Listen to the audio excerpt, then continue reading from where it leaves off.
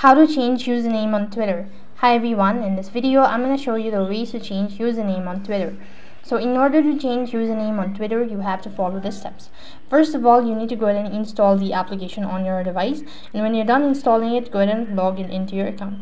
Once you're logged into your account, then it's going to take you to the home page, which is going to look something like this. So right on this page, go ahead and press the profile icon, and over here scroll down a bit and go to settings and support.